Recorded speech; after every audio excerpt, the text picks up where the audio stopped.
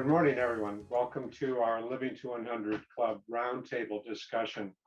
We're going to be talking today about living longer and the link between living longer and healthy eating. We have a couple of panelists who are going to be discussing this in more detail. Just a little background about our topic today. Living to 100, or at least the mindset to living longer and healthier, requires us to make decisions every day about what behaviors, like eating, staying active, maintaining social connections, pursuing meaningful activities, which of these behaviors help us live our best life. But with all the information available about foods we should eat and foods we should avoid, we're going to take a closer look today at some of the best nutritional science available, what lifestyle habits contribute to healthy eating patterns, and can we really live longer if we eat better? And lastly, I hope to touch on whether any chronic physical conditions can be reversed with changes in our diets. First, a little background on our panelists. Dr. Sabrina Montgrain is board certified in internal medicine and specializes in culinary medicine. She was born and raised in Mexico City to Swiss and American parents. She has a large primary care practice in San Diego and has incorporated culinary medicine into her practice. She promotes culinary medicine in lectures, recipe development, cooking demonstrations, and expert panels like this one. Her brand, sensationsalud.com, focuses on awakening the senses and empowering people to better health through nutritional knowledge. Stella Loichot is a national board certified health and wellness coach. She was born and raised in France and early discovered the power of personal transformation and healthy eating. She now helps clients all over the world think outside the box so they can establish healthier habits and live a longer and happier life without giving up the foods they love.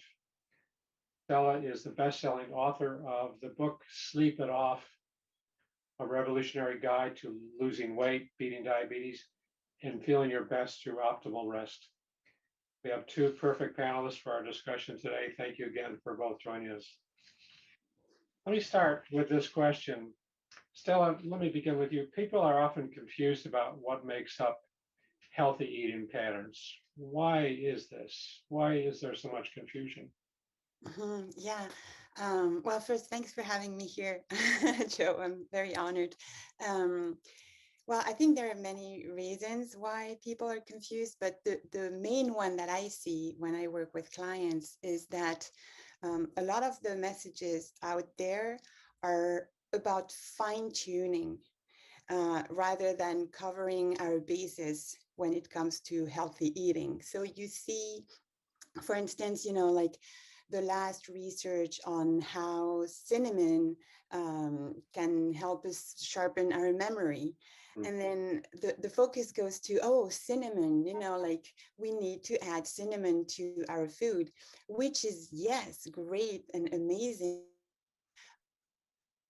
But if what you're eating is actually a cinnamon bun, it might not have the effects, that you're expecting. So there's a lot of focus on the fine tuning.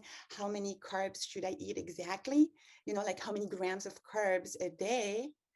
When actually, if we are eating mostly highly processed foods, no whole foods, no vegetables, then the amount of carbs in a day is not really what matters. We need to cover the basis first. And I think the confusion comes a lot from that, from the fact that you have to make the news, like the messages have to make the news. So it's going to make the news way more if you talk about the last research on a specific, very specific, like food or eating pattern that can make a difference, rather than just tell people, eating whole foods, a lot of plants is a good way to improve your diet. Yeah, that's an interesting perspective that we get too focused. We narrow in on what exact steps we should take, and we sometimes should maybe just take a few steps back and look at the bigger picture of our total diet. Sabrina, what do you think about that? I'm in complete agreement. Stella, one of the things that you met as you talk about, had the French background is I feel like in the US, we live in this kind of one fix wonder society. We want the quick fix. We want the magic pill. We want the magic cinnamon or otherwise. And it's that loss of realizing the big picture. Are there any vegetables on your, are there any whole grains? And I was traveling in Europe and was telling people about culinary medicine and this idea of really going to food in non-processed form. And the place we were traveling, this is still how people have eaten for centuries, and it hasn't transitioned. Like, so we don't get it. Because that is how culturally, really, if you go back in time to really all cultures, that's how it was foods in their whole form. It was predominantly plants, and a lot of that came because animal products were more expensive, hard to come by. I mean, you had to raise the animal, but even in that sense, that animal was much healthier than the how animal products are used now. And so really reminding people, and sometimes you have to be reminded of them generations back, of saying, let's go back to your cultural beginnings. How so, for example, here in San Diego, Mexican food is eaten a lot, and there's such a, there's such a difference, a spectrum of what Mexican food can look like. And one of the parts, and my favorite part, is a lot of times when people think of healthy, it's sterile. It's, ugh, I have to eat that way. So I'm either going to be on the diet or off the diet. And bringing them back and asking, what are foods that you enjoy? So saying, okay, you love Mexican hash. Let's teach you how to use the cumin, the paprika with vegetables. So, or the cinnamon and spice, and using that. So essentially bringing it into the foods that they love, and stop thinking of it as this one fix wonder. It's like, it's slower, it's education, and it's longer lasting than the buzz latest article that came out, or the magic cinnamon pill or otherwise. Yeah, I can see that. That makes a lot of sense. So rather than expecting people to switch over to a whole new lifestyle, a whole new change or pattern of eating, we're talking about making these small shifts, kind of shaping the behavior and finding what they're used to that can also be made healthier. Yeah, that makes a lot of sense. Yeah. So there are, we see the rise in obesity rates in the US, and probably around the world. Well, not entirely around the world, but definitely in the US. I saw 60% of the US population is now considered overweight. So there are certain lifestyle habits that are contributing to this. And it contributes, as we all know, to chronic disease and diabetes and cardiac problems. So, what are some of these lifestyle habits that are contributing to poor diet and poor eating habits? What's the link there? Why are people so prone to overeating because of their lifestyle? Too busy? They have to get processed food. They have to get the fast food because they're working so hard. Or what are some of the barriers that get in the way? So Joe, how much time do we have? Yeah. So Well, this let's is, take a stab this, at it. Yeah. yeah, I'll take a stab at this one to start with. So yeah, it's multifactorial, of course. There's so many pieces of certain areas when we think of like here in San Diego, again, the areas that have the highest obesity rates. So we have areas that don't, it's usually, like in southern San Diego, near the Mexican border. So you have people that lower income areas, food deserts, which I know that term is being discussed, whether that's the most appropriate term, but areas where there's less access to fresh fruits and vegetables. There are households that sometimes have 3 or 4 jobs to make ends meet. So time is crunched. Resources are crunched, and what's surrounding them are fast food joints. So it's a sense of this misinformation that healthy is expensive.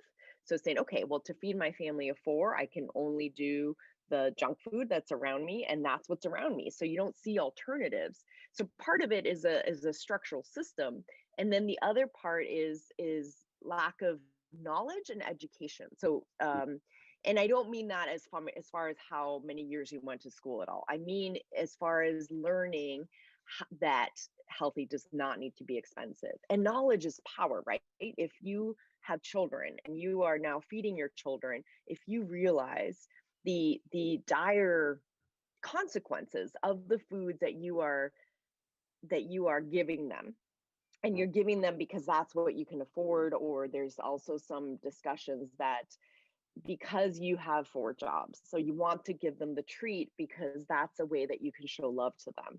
So there's a way to bring it back and educating and saying, with that really squeezed time, there are still ways that you can feed your family and yourself in a way that really promotes health long term. So it's not condemning them for the bad that they've made. It's really empowering them to teach them with the budget, with the resources available, how to move that needle towards better health. I'll stop there because I could go on for hours. I want to hear what Stella has to say on this one. Yeah, Stella?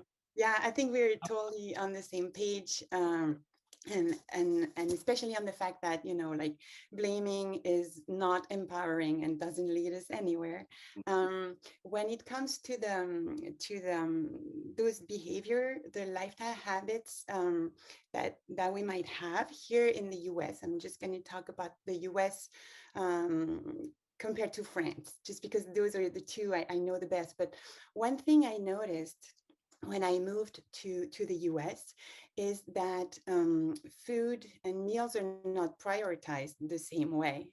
And to sum it up, it's a little bit like here in the US, we live our life, we do things, we're busy, and then we fit meals whenever we can in there. And when I would go back home on a vacation, I would realize, well, it's completely the opposite. We have meals, and then we fit our activities in between. And like the meals it's just happening. You don't schedule a meeting at lunchtime. You don't go on a hike at lunchtime. Everything happens, before lunch or after lunch or before dinner or after dinner.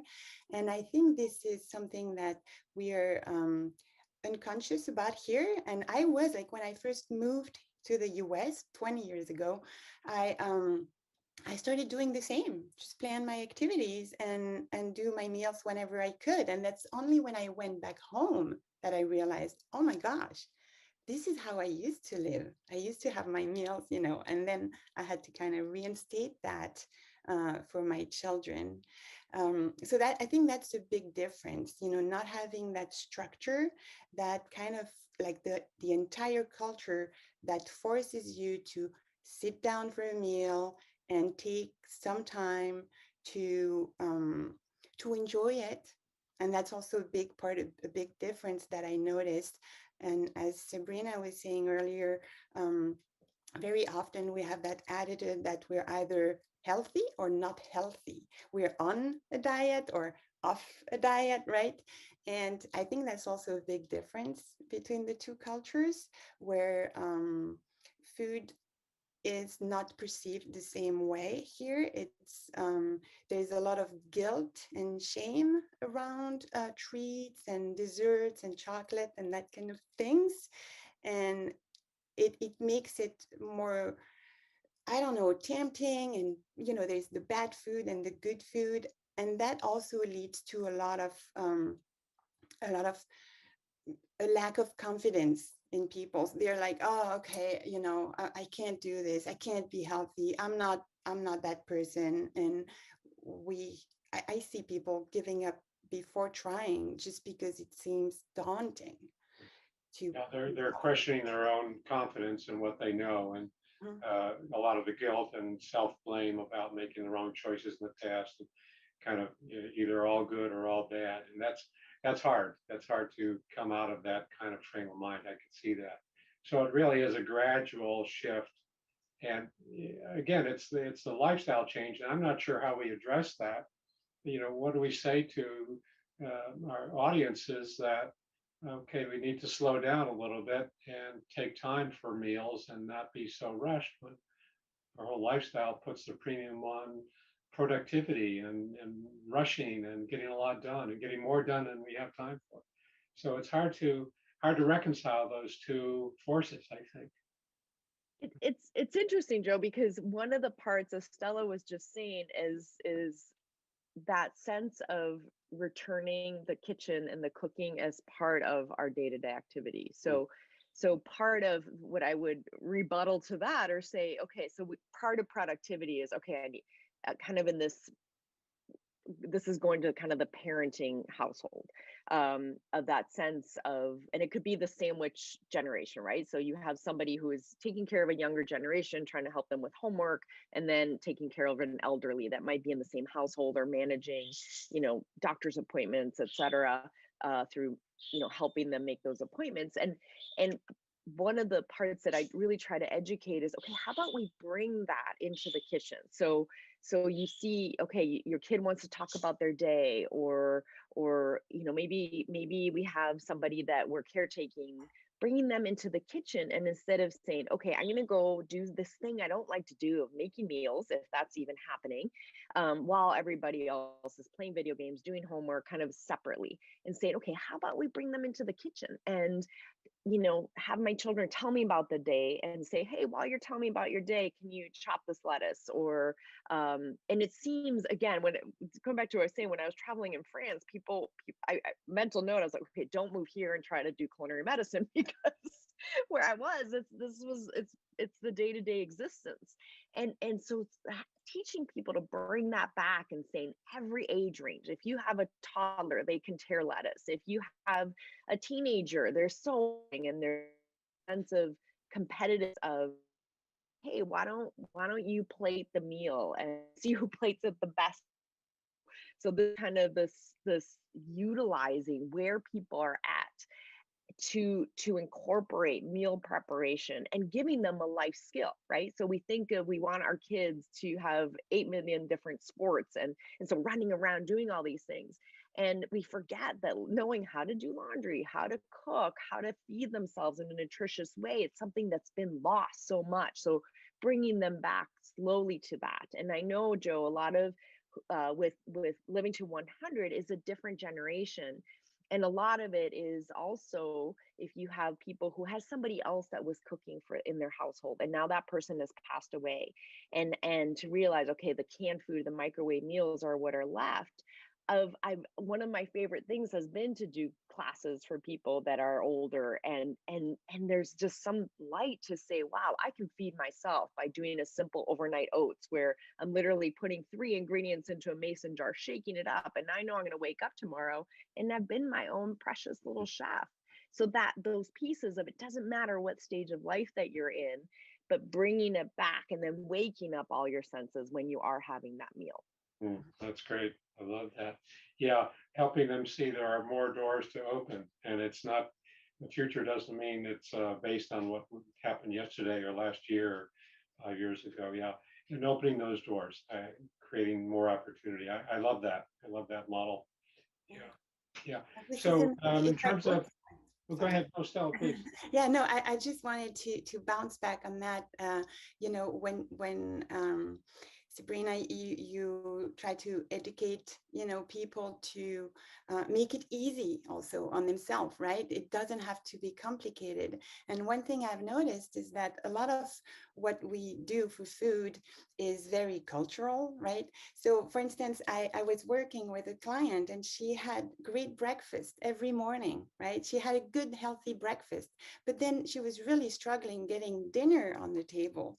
And I told her, it's very interesting, because what you call breakfast food in my country is dinner food, like scrambled eggs with vegetables. That's what I have for dinner in France.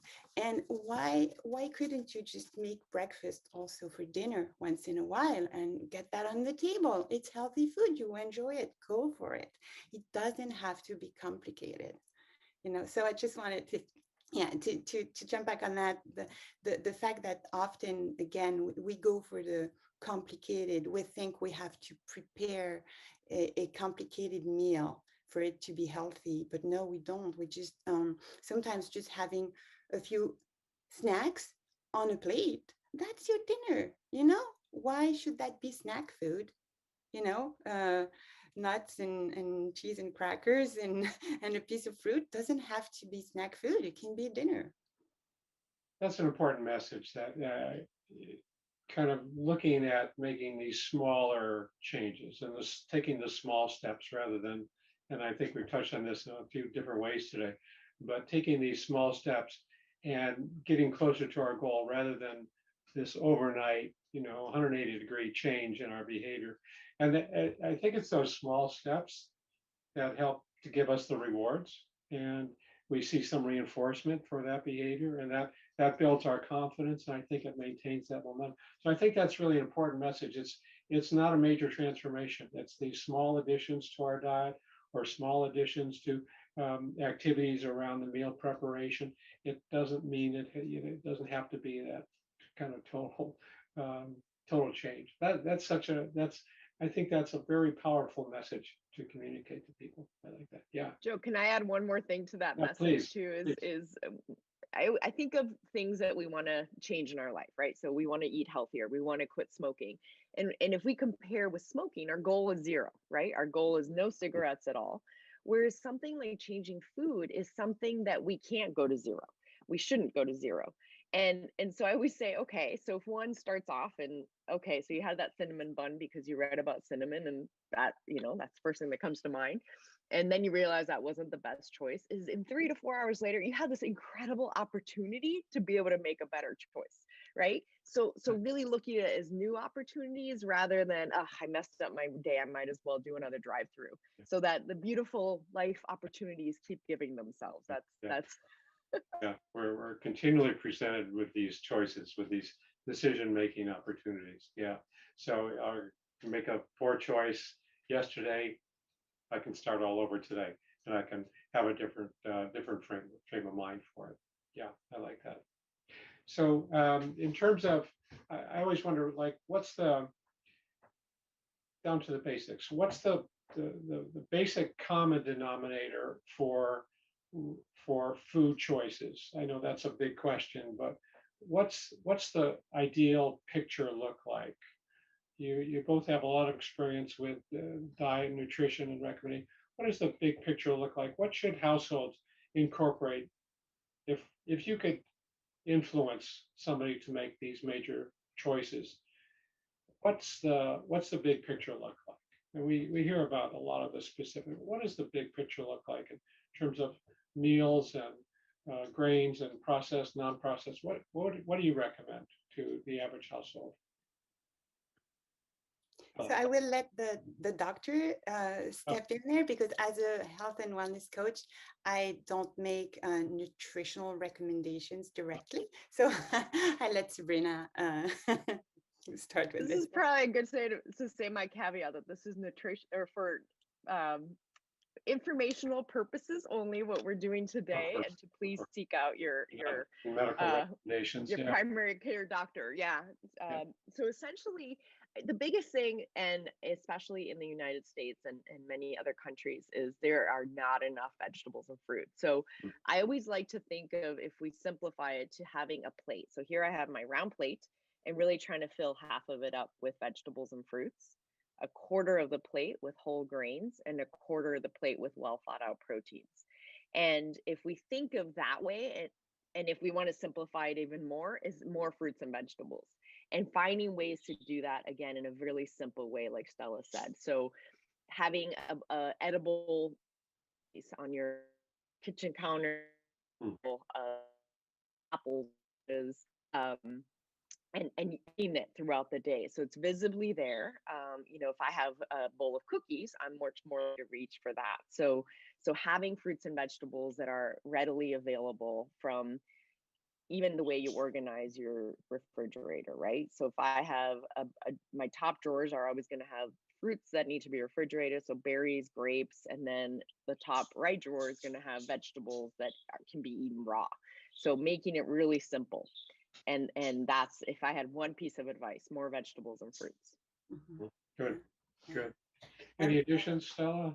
Yeah, maybe just to go off of the World Health Organization's recommendations. It's also trying to make sure that we keep the food intake proportional to what we use during the day, like how active we are, right? We don't want to eat more than what we need. And I find that one small change that can be very helpful for a family is to just take take away those big dinner plates, which again, when I moved to the US and I saw those big dinner plates, they looked like platters to me, like what we put under the plate, right, in the restaurant.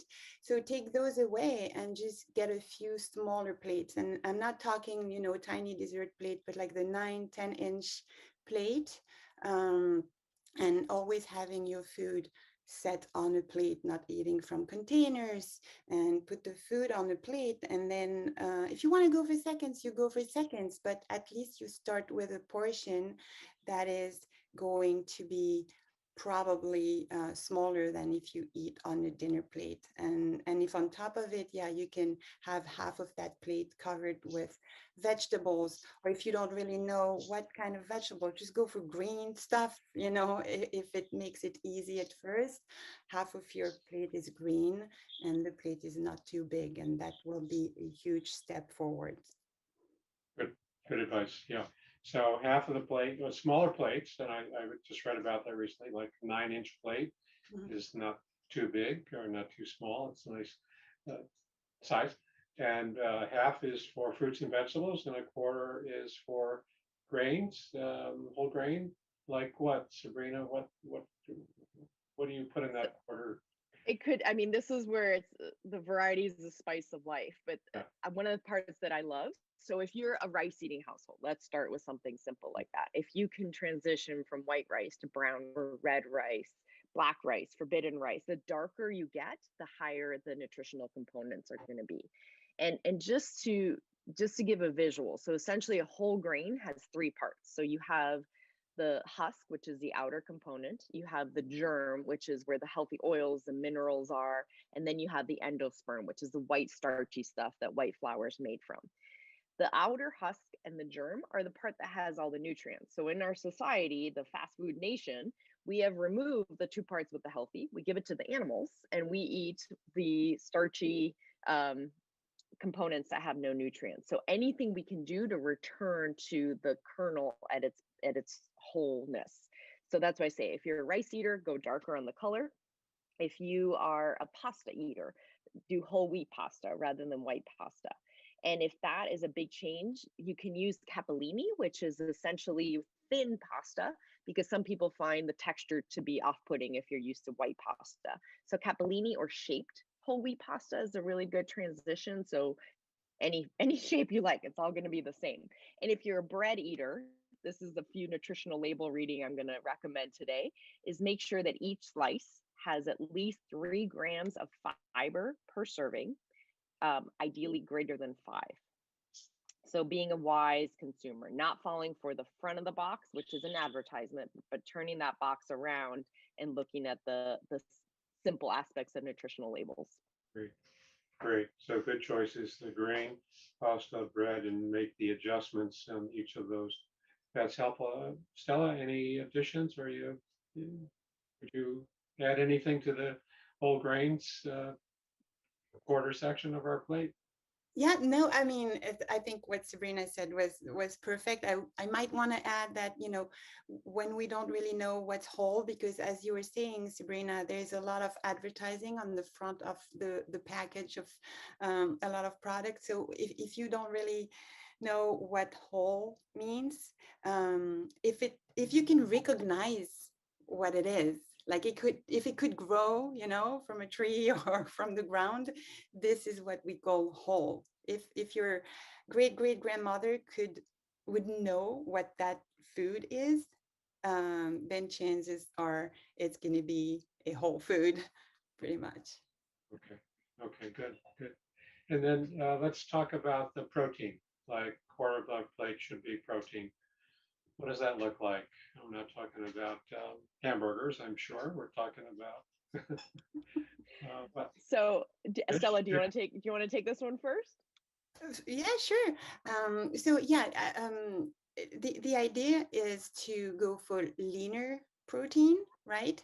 Because we want to avoid getting too much saturated fat in our diet, and that is mostly, you know, in meat, red meat, and dairy. So the idea is really to try and get leaner proteins, such as you know, fish is a good example, or shellfish, and also plant-based protein are great sources of nutrients too, such as, you know, peas, like chickpeas, um, beans, lentils, and things such as edamame, tofu. You want to make sure that it's as little processed as possible, but those are all great options. I find that eggs are a great way, you know, an easy and usually very affordable option to get some protein in. So it's just about trying again to limit the red meat, because it's really not the best source. It brings you a lot of saturated fat, which is not the ideal fat that we want to feed our body with. Great, great, thank you. Sabrina? Yeah, so I Let's totally, Yeah. yeah, to piggyback on Stella, on board. I love to see that you and I are definitely on the same page on all of this. I look forward. I'm excited that I've met you today, and I'm excited to continue this um, I saw moving that. forward too. I saw that Yeah, complementary kind of styles too, as I have talked with each of you over the past months. Yeah. yeah, and so it's one of the ways, so just really going, if there are any more, some people talk about meatless Mondays or really incorporating more beans, lentils. Also, if you're not somebody that cooks, buying things like plain yogurt, Mm. making some hard boiled eggs and having those readily available, because that, especially because I know, Joe, with this living to 100, protein is something often that as people get older, the idea of even going out and buying meat and then cooking it is overwhelming. So Mm. having ways to incorporate, you know, simple meals. So we have hummus, whole wheat pita bread, and then grabbing some vegetables or a couple pieces of fruit, and that's like Stella said, that's a meal right there. So really focusing on more plant-based meals, plant-based protein, since we're on that quadrant right now. And then if we look at the other side, and again, I always like to focus more on things to add rather than things to take away. But if we look at red light foods, especially in that protein section, things that are things like bacon, hot dogs, and deli meats are really, they've actually been they're considered now a carcinogen. So even though they're easy to grab and easy to cook, and especially things like bacon that are really commonly used as a staple for breakfast in this country, those are really red light foods. So I always say those are very once in a while foods, and really focusing more on moving towards the yellow, the green light foods, which the full green light would be the plant-based. And then also, if we are filling up half that plate with vegetables and fruits, and we do want a steak dinner, so to speak. So now maybe instead of spending the money on 4 giant steaks that fill up that 14-inch dinner plate, what about going to the 9-inch plate and then getting grass finished beef or 100% grass fed beef? Because that right there makes a big difference. It's higher price point, but now you're now feeding a family of 4 with 1 steak. And the fat content in grass finished beef is night and day different from the run of the mill corn fed, because as you say, we are what we eat. And the cows that have been fed corn have a lot more, this is getting a little technical here, but a lot more omega-6 or pro-inflammatory fat that is in the meat itself, versus grass finished beef, which means that they grass their entire life. And so their fat content in the meat that you're eating is a lot more omega-3, which is inflammatory. Mm. Great, great. Yeah, I'm noticing the time here, and I want to shift to, that's very helpful information, by the way. Thank you both. Let's take a look at living longer, right? And you both work with clients and patients as well. What are some of the characteristics of people who have adopted these changes that you recommended? What are some of the kind of what the mindsets of that people have made when they've made these decisions, maybe to reduce their high blood pressure or lose weight or sleep better? What's going on in their minds when they actually start to shape their behavior in a positive way? What have you seen? Sabrina? There must be some characteristics that we can tease out about people that are making these choices, making these better choices, healthier choices. What have you seen? So it's the first on, and they have it in their house is a scale. And so often people get frustrated um, because the weight coming down as quickly as they would want. And and that shift of saying focus on what you're choosing to eat and how you're moving your body today. So what you're doing for your body rather than that black and white number. And within 2 weeks of going from kind of the junk food to more whole foods, people will start noticing their joints feel better. So there's kind of this immediate investment, so to speak. And then they the to really kind of fast forward of saying, okay, now we're noticing if they're getting blood draw, say they're diabetic in for a blood pressure check. And we're starting to notice the lab numbers are looking better. The cholesterol, especially the triglycerides, which is much more reflects much quicker as dietary changes, seeing those numbers. So there's this beautiful empowerment aha of saying, wow, I may not see that black and white number. And I tell them this from the beginning, focus on how you're feeling rather than that number, because that may take a while to respond. And you're still seeing positive changes. And it's so beautiful to them to see that on a day to day. That's been one of my favorite things of being in primary almost 16 years is to know people over a little those wake up moments that sometimes happen from the first appointment, sometimes 6 years in.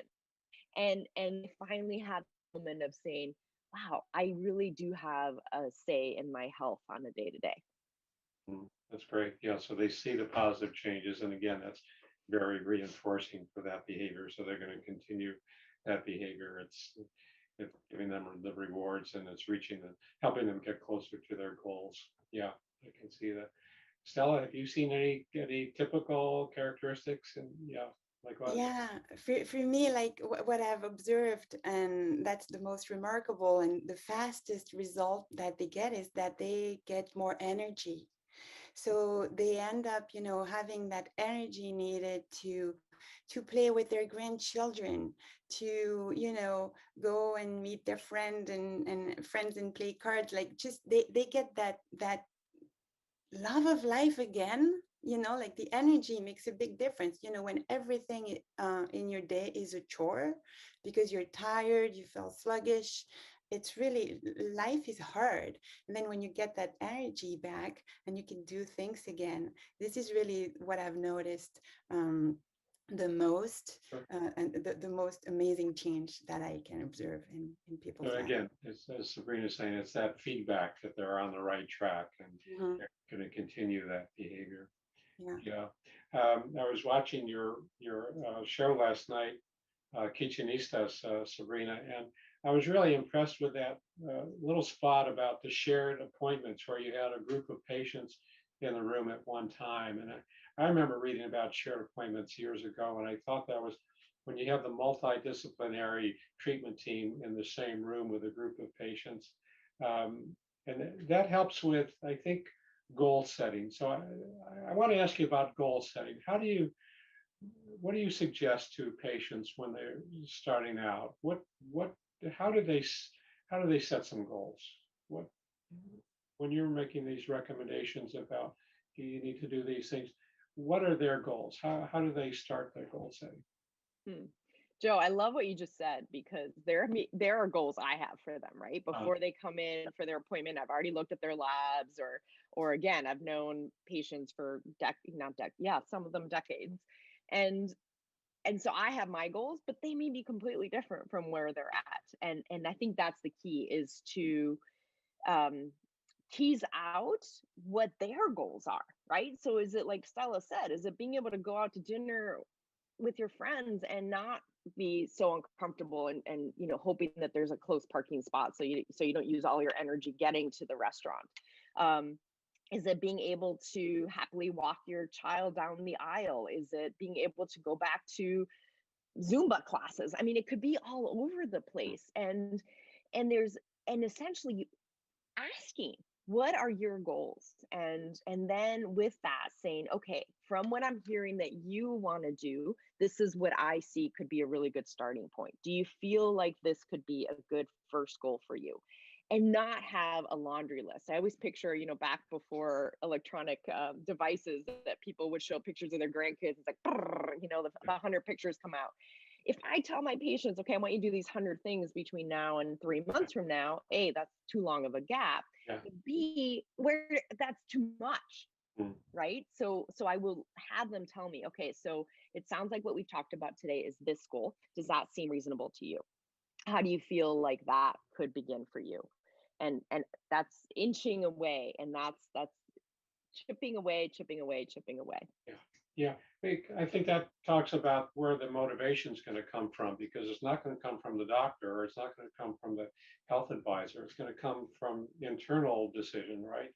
And that's the whole argument behind motivational interviewing. Where is the person, rather than being told what to do? So I think that's really an important component there, to make sure the person can articulate. Maybe they don't have any goals, so they need some help, but it has to come from where they are first. So, Stella, what do you do with your clients and goal setting? Yeah, so one thing I do when they decide on their their first steps, so they have the long-term goals, and then they have steps to get there, right? And what we try to do is really to look at those steps. Like, for instance, they say, okay, I am going to eat a cup of raw vegetables every day. So we call that a step. And what I tell them is, look at this as an experiment. This is not a goal for this week. It's an experiment. And we know when you have a goal and you don't reach it, you feel like you've failed. And that is not helping anyone. But if you look at it as an experiment, then whatever happens, you will learn from that experiment. So we experiment with that, and then a week later, we look at it and we see, okay, how did the experiment go? How can we change it? How can we tweak? How can we build on it? So it's really about experimenting. Some things are not going to work, and others will. But it's kind of putting the pressure away from the person and putting the pressure on the experiment itself to see what happens with that experiment. That's some great advice. Thank you both. That was really good. Yeah. So I see we're out of time. Before we break, though, I just want to ask you to tell people how to contact you if they want to get in touch with you, or maybe you can share your website with our group. Sabrina?